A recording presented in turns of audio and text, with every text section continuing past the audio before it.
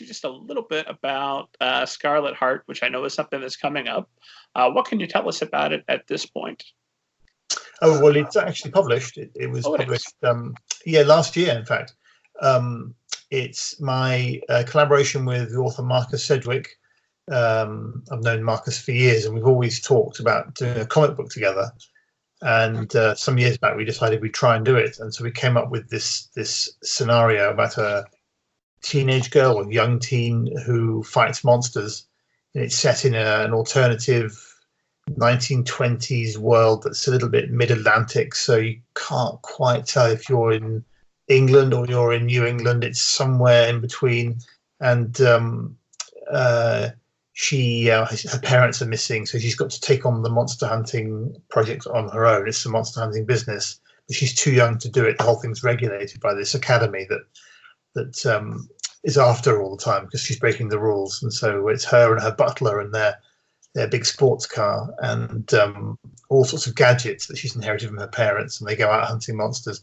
And it was good fun because I did all the drawing in it. It was Marcus wrote it and I drew it, and it was a bit of an ambition to create something like that. I've always loved Tintin, so it's got a lot of Tintin feel about it, and just really enjoyed doing it. It took a long time though. It took far too long. How long?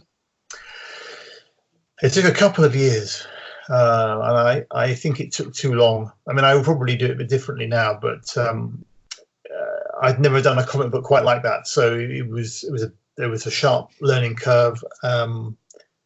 It just took too long, but I enjoyed doing it, and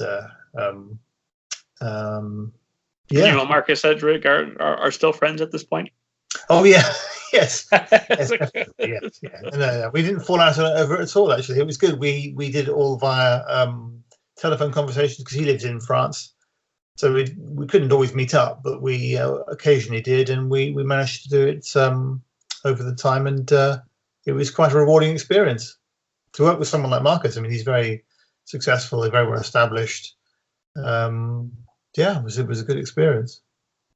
So with a collaboration like that, are the roles clearly defined where he says, I'm going to be handling all of the writing and all of the story, and you'll do just the art? Or is it a little bit more back and forth like that? Do you find yourself revising some things he'd written?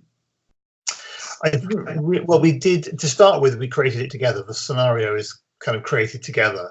There came a point where we had to start actually making the final content. At that point, we separated, and he very much wrote it, and I worked on the art, but he was still free to comment on the art and make suggestions. And equally, I made suggestions back about the writing.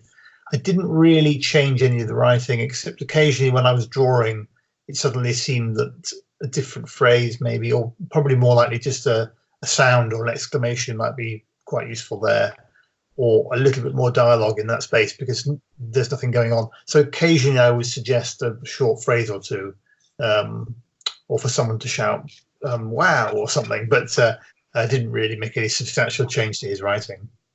And it was good because he wrote the whole thing like a film script, so it came to me like presented properly like a film script. So I then had to, almost like a movie maker, create the storyboard, except that in my case it would only ever be a storyboard. It would never go beyond to be filmed, but it was fun to work on a script format like that.